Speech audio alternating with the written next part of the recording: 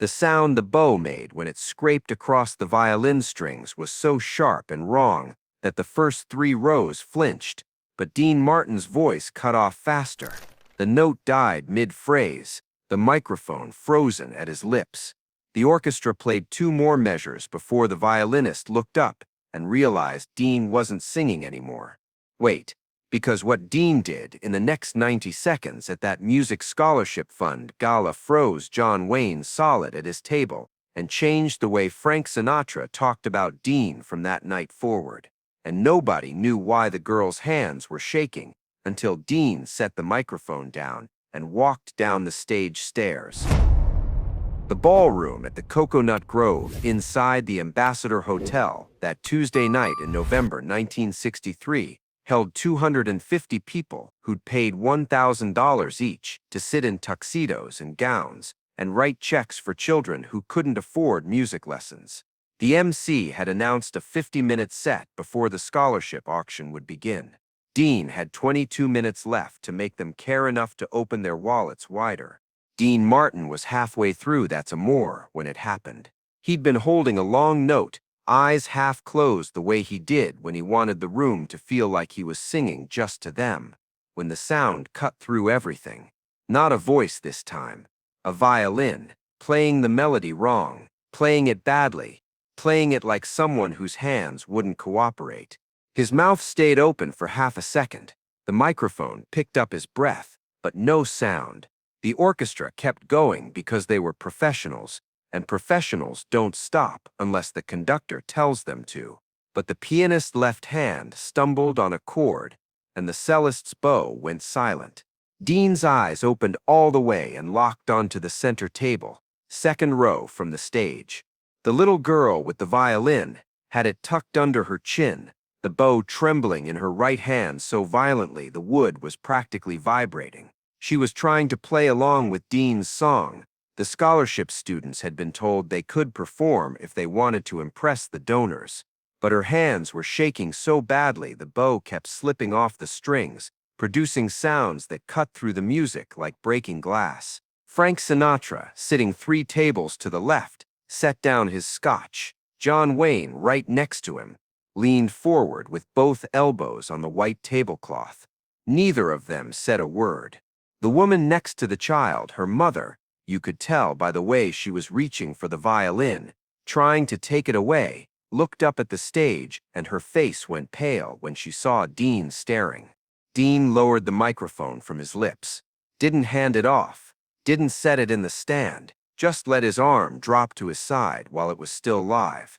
You could hear him breathing into it, short and shallow. The conductor finally turned around. Baton frozen mid-air, and the music died in pieces. Strings first, then horns, then drums. The silence that followed felt like a held breath. Someone in the back coughed. A fork clinked against a plate. The little girl kept trying to play, the bow scraping and slipping, and then she stopped, lowered the violin. Her whole body was shaking now. "I can't," she said. Her voice was small, but the room was so quiet, everyone heard it. "I can't play. My hands won't listen." Notice what's happening in the room right now, because the next choice Dean makes will define everything that comes after, not just for him, but for everyone watching. Dean took 1 step forward, then stopped. His free hand came up to his chest, fingers spread like he was trying to hold something in place. Look at what happens next, because this is the part nobody expected. He didn't walk off. He didn't signal for help. He just stood there at the edge of the stage, 6 feet above the floor, staring at that child like she was the only person in the room. The mother was trying to take the violin now, trying to pull it away, but the girl held on. "I'm sorry," the girl whispered. "I wanted to show everyone, but I can't. I can't make it stop." Dean's jaw tightened. His Adam's apple moved, but no sound came out. Wayne started to stand. Sinatra put a hand on his arm, and Wayne sat back down, but he didn't look happy about it. Here's what you need to understand about Dean Martin before we go any further. The man everyone saw on stage, the casual drunk, the guy who couldn't care less, The smooth operator who treated every show like a cocktail party.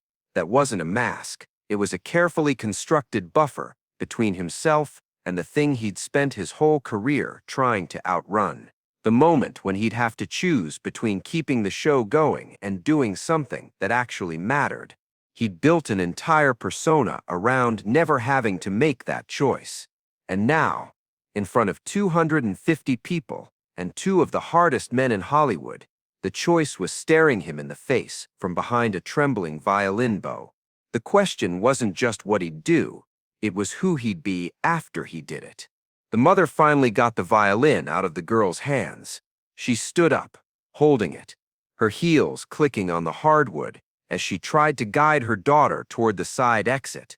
The girl's hands were still shaking, pressed against her dress now, trying to hide them. Dean watched them go. His breathing into the microphone got faster. Notice something here. The room was dead silent except for those clicking heels, and Dean still hadn't moved. He was locked in place like his feet had been nailed to the stage. The microphone in his hand started to tremble. Just a little, just enough that if you were close, you'd see the silver catch the light in tiny shivers. The mother reached the side door. She had one hand on the push bar, the other holding the violin. The girl was looking down at her shoes, shoulders hunched forward like she was trying to disappear. That's when Dean moved. He turned to the orchestra. "Give me a minute," he said, into the microphone. His voice came out rough, like he'd swallowed sand. The conductor glanced at his watch. 20 minutes left before the auction was supposed to start. Dean saw the look but didn't care. He set the microphone down on the edge of the stage, carefully, like it was made of glass, and he walked to the stairs at stage left. The room stayed silent. Every eye followed him down those 4 steps. His shoes made no sound on the carpet. He crossed the floor between the stage and the center tables, and you could have heard a pin drop. Sinatra and Wayne both turned in their seats to watch. Dean walked past them without looking. His hands were in his pockets now. His shoulders were up around his ears. He reached the mother and daughter just as they pushed the door open. "Wait," he said. Not into a microphone this time, just out loud in the quiet. The mother froze. She looked at him and her eyes were red. "I'm sorry," she whispered. She got nervous. She's been practicing for weeks, but when she got up there, Dean looked down at the little girl. She lowered her hands just enough that he could see her face. No tears, but her eyes were wide and frightened. Her dress was pale yellow with white buttons, and there was a small music note pin on the collar. Something about the way her hands were still trembling told him this wasn't just about nerves. This was something deeper, something he needed to understand before the night was over. "Hey," Dean said. Soft, almost too soft to hear if you weren't right there. The girl looked up at him. "Wait, stop right here and understand what's happening. Because the next 60 seconds are going to explain why the people in that room talked about this night for the rest of their lives." Dean crouched down slowly, like his knees hurt. When he was eye level with the girl, he took his hands out of his pockets and rested his forearms on his thighs. "What's your name?" he asked. The girl didn't answer, just looked at him with those wide eyes. "My name's Dean," he said. "I was singing up there, and I heard your violin, and I thought maybe something was wrong." "Is something wrong?" The mother started to say something, but Dean held up one finger. Not rude, just a gentle, "Give me a second," and she went quiet. The little girl's bottom lip trembled. "My hands shake," she said. Her voice was so small all the time, but especially when I'm nervous, and I wanted to play so badly, but they wouldn't stop, and everyone was listening, and I ruined your song." Dean's face didn't change, but something happened behind his eyes, something that made Sinatra, watching from 20 feet away, later tell people he'd never seen Dean look like that before or since. "Can I tell you a secret?" Dean asked. The girl nodded.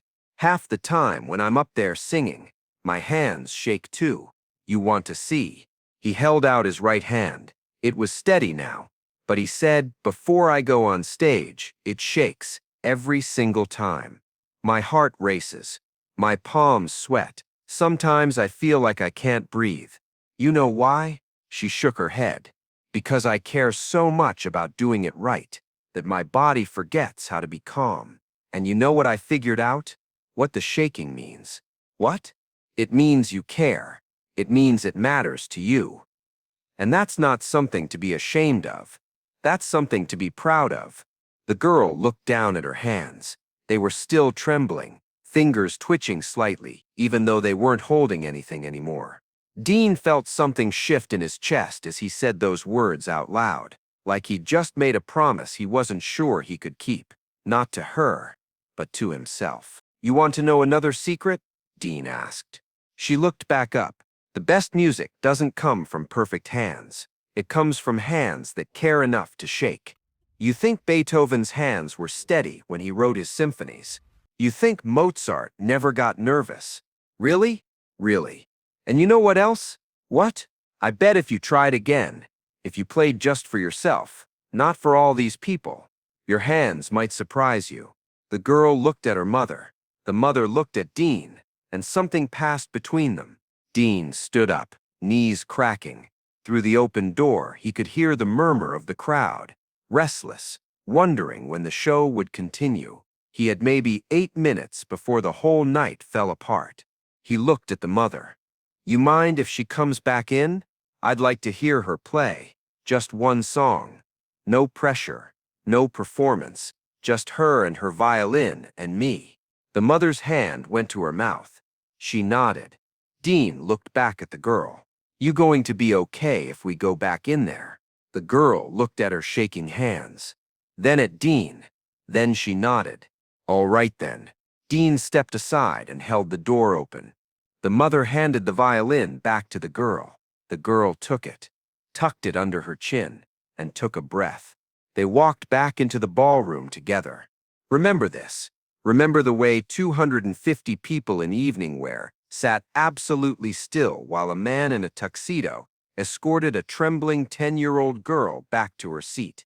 Remember the way John Wayne's jaw was set so tight you could see the muscle jump. Remember the way Frank Sinatra's eyes followed Dean all the way back to the stage stairs.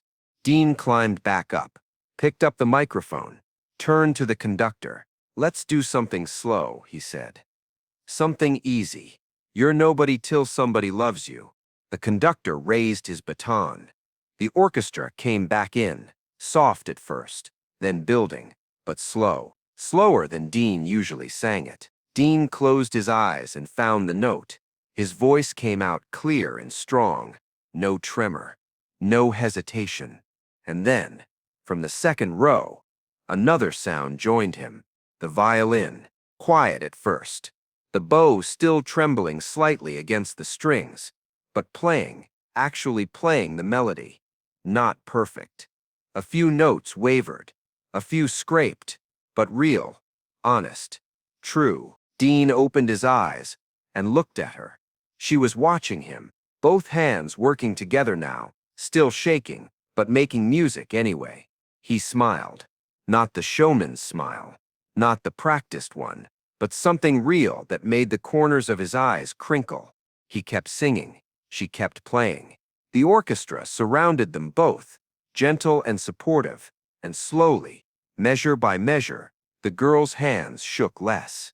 Not because the tremor stopped, but because it didn't matter anymore. When Dean hit the final note, he held it for 4 beats. The girl's bow stayed on the strings until the very end. Then she lowered the violin, and her mother put an arm around her shoulders. The room exploded. Not polite charity gala applause, real applause, the kind that starts as a roar and doesn't stop. People stood, chairs scraped back.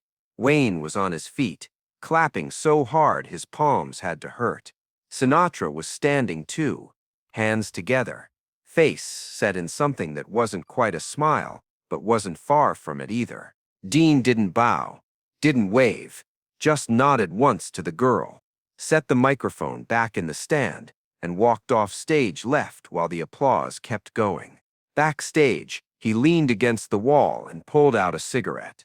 His hands were shaking so badly it took him 3 tries to get it lit. A stagehand asked if he was okay. Dean nodded and took a long drag, eyes closed. There it was. The cost of choosing the person over the show. His body was paying it now, in tremors he couldn't control, in the tightness in his chest that wouldn't ease. But when he thought about that little girl's face, the way she'd looked at him when she realized her shaking didn't disqualify her from making music, the cost didn't seem too high. The applause finally died down out front. The MC took the stage and announced a 15-minute intermission. People started moving, heading for the bar, lighting cigarettes, leaning close to whisper about what they'd just seen. Sinatra found Dean backstage about 4 minutes later. Didn't say anything at first, just stood there in the dim hallway with his hands in his pockets, watching Dean smoke. Out in the ballroom, the MC was stalling, telling jokes nobody laughed at, trying to fill the dead air before the auction started. That was something Frank finally said. Dean took another drag. "Yeah, you okay?" "No." Sinatra nodded. Silence for a few seconds. Then her face, "When you came down those stairs, I thought her mother was going to lose it. She almost did. What'd you say to the kid?" Dean looked at him. "Told her the truth, that caring enough to shake is better than not caring at all." Sinatra studied him. "You believe that?" Dean dropped the cigarette and ground it out with his heel. "I have to." Wayne appeared at the end of the hallway, walking slow, still in his tuxedo, but he'd loosened his bow tie. "Hell of a thing you just did," Wayne said. Dean shrugged. Wasn't much," Wayne repeated, not agreeing, just saying the words back like he wanted to see if they sounded as ridiculous out loud as they did in his head.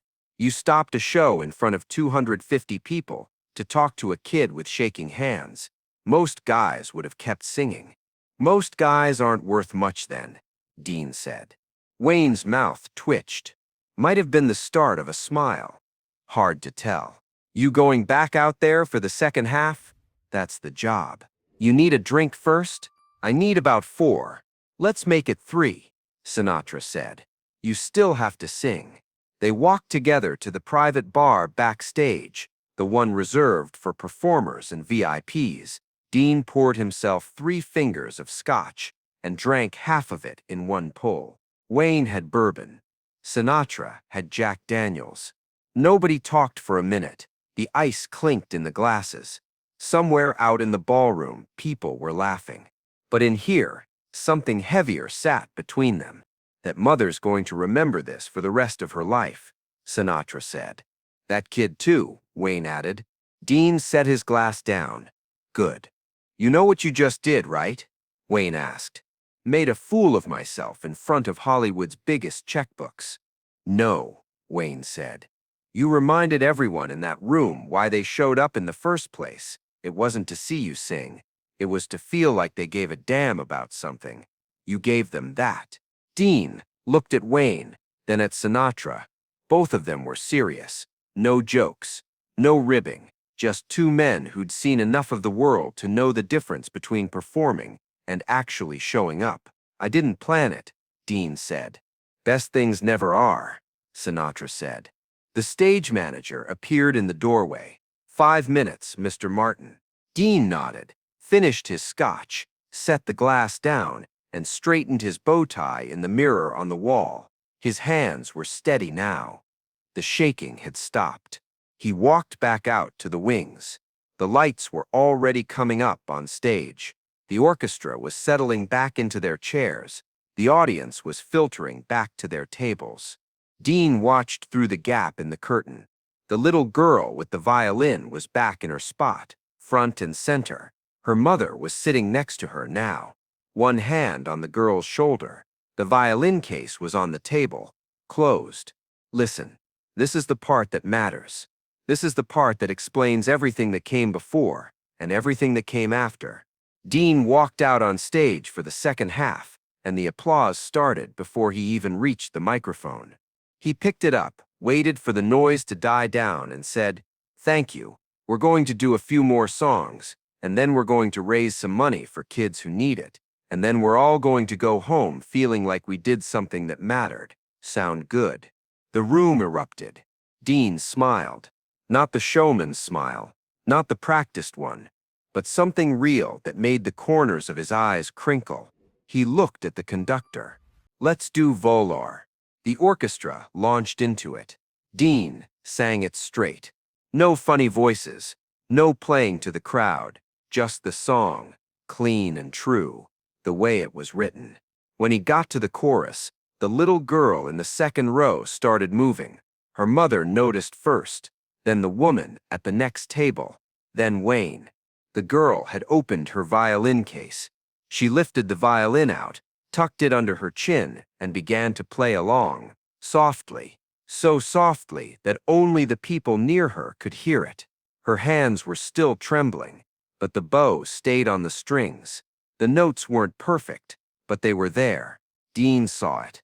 You could tell because his voice got softer for just one line, like he was making room for her music, making sure it had space to exist. He made it through 4 more songs. The crowd ate it up. By the time he finished with Ain't That a Kick in the Head, people were on their feet again. The MC came back out and started the auction.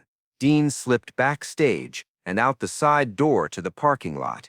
Sinatra and Wayne found him leaning against the brick wall, smoking another cigarette. You ducking out? Sinatra asked. Just getting some air. Wayne pulled out his own pack and lit one up. That kid's still in there. She opened her violin case during your set, started playing along. Dean didn't say anything. You changed her life tonight, Wayne said. You know that, right? I sang some songs. Stop it, Sinatra said. Sharp, not angry, but firm. You did more than that, and you know it. Don't cheapen it by pretending it was nothing. Dean looked at him. Sinatra's face was hard. Wayne's too, both of them staring at him like they were trying to make him understand something he was refusing to see. Every performer's nightmare, Dean finally said. Someone in the crowd breaks down, and you have to choose between the show and the person. I always figured I'd pick the show. But you didn't, Wayne said. No. Why not? Dean took a long drag, let the smoke out slow. Because the show didn't matter as much as I thought it did. Silence. A car horn honked somewhere out on Wilshire Boulevard. Inside, the auction was getting loud. Someone had just bid $18,000 on a year's worth of music lessons. Listen to what Dean says next, because this is the moment he realizes what that night cost him and what it gave him in return. You think she'll remember this? Dean asked. The kid? Sinatra said. Yeah, for the rest of her life. Dean nodded, dropped the cigarette, stepped on it. Then it was worth it. They went back inside together. The auction was wrapping up. The little girl and her mother were getting ready to leave. Dean watched from the wings as they made their way to the exit. The mother had her purse over one shoulder, and she was carrying the violin case with both hands. The girl was walking beside her, looking back over her shoulder at the stage. Dean stepped out, not onto the stage, just into view. The girl saw him. Her face lit up. She raised one hand, trembling, but raised and waved. Dean waved back. The mother smiled, mouthed, "Thank you." Dean nodded. They left through the side door. Just like that. The MC announced the final total, $284,000 raised for music scholarships. The room cheered. People started gathering their coats and saying their goodbyes. Sinatra and Wayne came back to find Dean. You did good tonight, Wayne said. Thanks. You want to get a real drink? Sinatra asked. Yeah. They walked out together into the cool Los Angeles night. The valet brought their cars around. Dean tipped him a 20. They drove to a bar on La Cienega that stayed open late and didn't care who you were. They sat in a booth in the back and drank until 2 in the morning, talking about nothing and everything. 3 men in tuxedos who just witnessed something none of them could quite put into words. Remember what I said at the beginning about Dean running from a choice. Watch what he carries with him after tonight, because that's where the real story lives. Years later, people would ask Dean about that night. He'd usually shrug it off, say it was just another show. But once, late at night after too many drinks, he told a reporter, "I think about that little girl sometimes. Wonder if she kept playing. Wonder if her hands still shake. And then I think, maybe it doesn't matter if they do. Maybe what matters is she learned that shaking hands can still make music." The reporter asked what he remembered most. "The way she waved when she left," Dean said. "Like she was saying goodbye to someone she'd known her whole life. I'd never met her before that night, but for those few minutes, I knew her, and she knew me. The real me, not the guy on stage. The guy who was just as scared as she was." He paused, swirling the ice in his glass. "Turns out that guy was worth more than the persona ever was. Took me 48 years and a kid with trembling hands to figure that out." The little girl's name was Sarah Mitchell. Her mother sent Dean a letter 6 weeks later. It said Sarah talked about him every day, that she'd started practicing harder, not to be perfect, but to be honest, that she'd auditioned for a youth orchestra and made it, shaking hands and all, that the conductor had told her the tremor gave her playing character, made it uniquely hers. The letter explained what Dean had sensed, but hadn't fully understood that night. Sarah's hands didn't work right because of a benign essential tremor, a neurological condition that caused involuntary shaking, especially under stress. Every day she watched other kids hold their instruments steady, while hers wavered. And that night, she'd been so determined to show the scholarship donors she was worthy that the pressure had made the tremor worse than ever. But now she was trying, really trying, because Dean had told her that caring enough to shake was better than not caring at all. Dean kept that letter in his wallet until the day he died. 15 years later, Sarah Mitchell became the principal violinist for a major symphony orchestra. In her debut performance, her hands still trembled slightly during the opening bars. The conductor noticed. The other musicians noticed. The audience in the first few rows noticed. Nobody cared, because by the time she finished, every person in that hall understood what Dean Martin had told a 10-year-old girl in a yellow dress. The best music doesn't come from perfect hands. It comes from hands that care enough to shake.